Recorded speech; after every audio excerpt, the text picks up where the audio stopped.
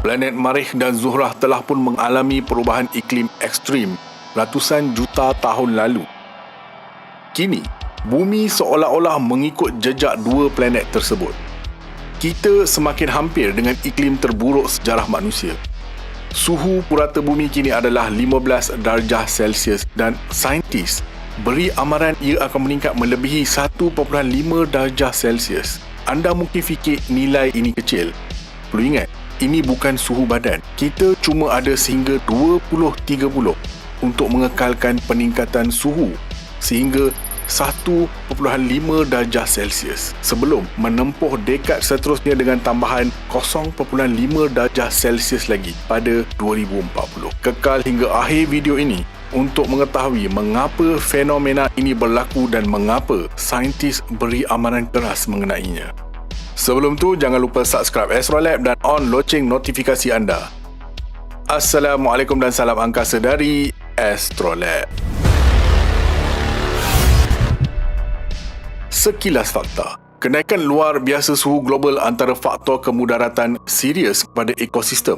Keadaan sungai semakin surut mengakibatkan kemunculan beberapa objek termasuk tinggalan purba. Paras air di sungai Yangtze di China mendedahkan sebuah pulau yang tenggelam di bandar Chongqing yang turut mempunyai 3 patung Buddha di atasnya, dipercayai berusia 600 tahun. Di Spanyol, paras air menyusut kepada 28% daripada kapasiti asal, menemukan batu prasejarah Spanish Stone Age atau Dolmen of Guadalperal di tangkungan Valdecañas di tengah wilayah Cáceres. Sungai utama Eropah iaitu Danube mencapai paras paling rendah dalam tempoh hampir seabad, mendedahkan lebih 20 kapal perang milik Jerman yang karam ketika Perang Dunia Kedua. Itali mengisytiharkan keadaan darurat di sekitar Sungai Po setelah penemuan bom tinggalan Perang Dunia Kedua seberat 450 kg di kawasan perairan Cetek. Paras air Sungai Tigris di Iraq pula menurun disebabkan faktor global dan empangan, menyebabkan sebuah kota purba kelihatan. Laporan perubahan iklim PCC memberi amaran risiko besar pemanasan global melebihi 1.5 darjah Celsius. Para saintis iklim terkemuka di dunia telah memberi amaran bahawa kita cuma ada beberapa tahun sahaja lagi sebelum menginjak dekad yang akan menyaksikan iklim buruk dengan risiko kemarau, banjir, panas melampau dan peningkatan paras kemiskinan. Menerusi Perjanjian Paris, ketua negara berjanji untuk mengekalkan suhu antara 1.5 hingga 2 darjah Celsius. Perubahan iklim telah menyebabkan kerugian dan kerosakan secara meluas kepada alam dan manusia, memusnahkan kehidupan, rumah, mata pencarian dan budaya. Para saintis kini telah mengemaskini penilaian keseluruhan mereka tentang sebab-sebab kebimbangan untuk tahap pemanasan masa hadapan dan membuat kesimpulan bahawa risiko akan meningkat pada tahap yang sangat tinggi pada skala tahap pemanasan global yang memecahkan rekod. Kini kesan pemanasan terhadap ekosistem telah dialami lebih awal, lebih meluas dan dengan akibat yang lebih jauh daripada yang dijangkakan. Kesan semasa yang sedang dialami kini mula meragut nyawa.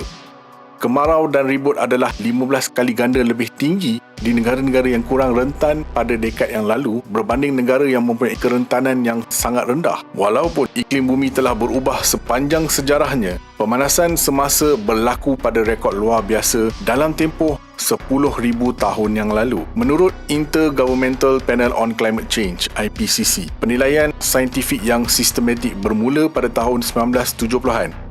Pengaruh aktiviti manusia terhadap pemanasan sistem iklim telah berkembang daripada teori pada fakta. Maklumat saintifik yang diambil daripada sumber semula jadi seperti teras ais, batu dan analisis gelang pokok serta penggunaan peralatan moden seperti satelit dan instrumen berteknologi tinggi yang lain menunjukkan tanda-tanda perubahan iklim. Daripada kenaikan suhu global hingga liputan ais yang mencair, bukti planet kita semakin panas kini sangat ketara. Iklim bumi telah berubah sepanjang sejarah. Hanya dalam tempoh 800,000 tahun yang lalu, terdapat 8 kitaran zaman ais dan era kepanasan global. Dengan berakhirnya zaman ais terakhir kira-kira 11,700 tahun yang lalu, menandakan permulaan era iklim moden dan tamadun manusia. Kebanyakan perubahan iklim ini dikaitkan dengan variasi yang sangat kecil dalam orbit bumi yang mengubah jumlah tenaga suria yang diterima oleh planet kita. Bagaimana kita dengan yakinnya mengatakan bahawa bumi kini sedang mengalami perubahan iklim ekstrim? Apa buktinya? Yang pertama, suhu global yang semakin meningkat meningkatkan purata suhu permukaan kira-kira 1 darjah Celsius sejak akhir abad ke-19. Perubahan yang didorong oleh sebahagian besarnya oleh peningkatan pelepasan karbon dioksida ke atmosfera dan aktiviti manusia yang lain. Peningkatan pemanasan bumi berlaku dalam tempoh 40 tahun yang lalu. Dengan 7 tahun terkini adalah yang terpanas. Tahun 2016 dan 2020 mencatat rekod tahun terpanas. Yang kedua, lautan semakin panas dan telah menyerap banyak haba. Lautan pada paras 100 meter, yakni kira-kira 328 kaki, menunjukkan pemanasan lebih daripada 0.33 darjah Celsius sejak 1969. Untuk pengetahuan anda, bumi menyimpan 90% tenaga tambahan di lautan. Yang ketiga, liputan ais semakin mengecil di Greenland dan Antartika. Data daripada pemulihan graviti dan eksperimen iklim NASA menunjukkan Greenland kehilangan purata 279 bilion tan ais tahun antara 1993 dan 2019.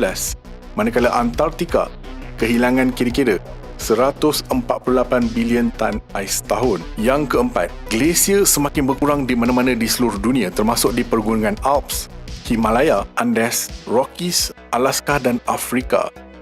Yang kelima, litupan salji semakin berkurang hasil pemerhatian satelit. Jumlah litupan salji musim bunga di hemisfera utara telah berkurangan sejak 5 dekad yang lalu dan salji mencair lebih awal.